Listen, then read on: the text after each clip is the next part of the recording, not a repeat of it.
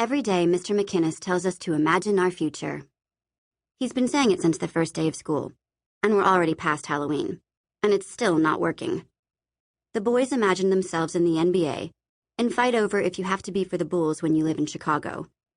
I don't know if any of them believe it, or if they're just pretending they won't end up like all their brothers and cousins who don't make it to the NBA, or to college, or even past the end of the block, where they huddle on the corners like cold pigeons.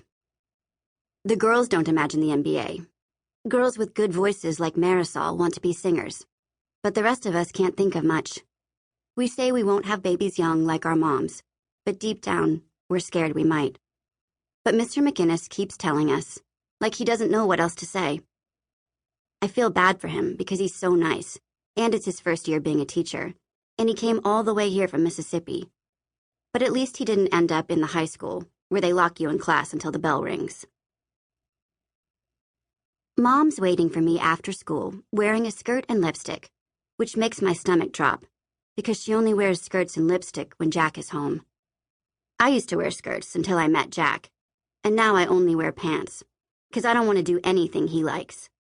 I don't call him Dad, and he doesn't like that either. "How was school?" Mom asks. "Good." "Good." She tries to turn Tommy's stroller, but it gets stuck in a crack because one of its wheels always limps behind the others, like Patch's paw the day we found him. I bend down and pull the wheel over. "Thanks," Mom says. Then she pushes it fast over the rest of the cracks because we have to get to WIC on time. WIC stands for Women, Infants, and Children, but Mom will use our vouchers to buy big, ugly blocks of cheese to make lasagna for Jack. The noodles and sauce are cheap, but the cheese is expensive. WIC is packed, because it always is.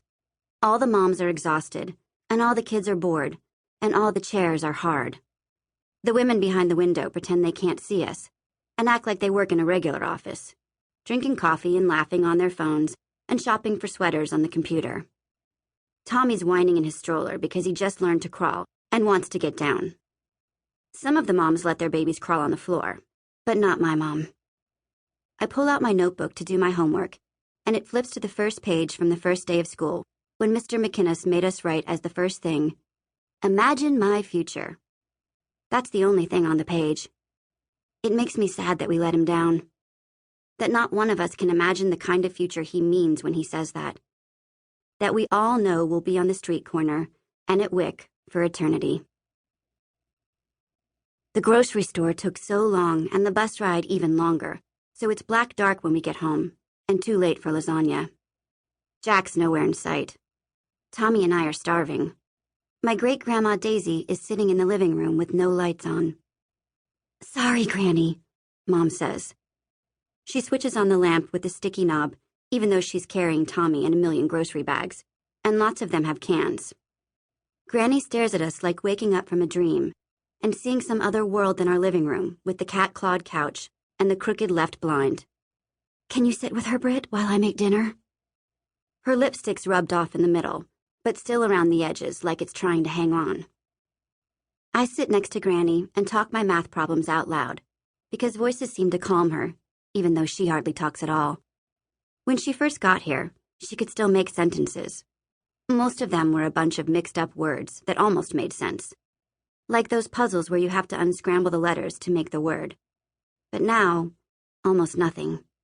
Granny leans back against the couch cushions and watches my pencil scratch across the paper and the eraser dust fly into the air.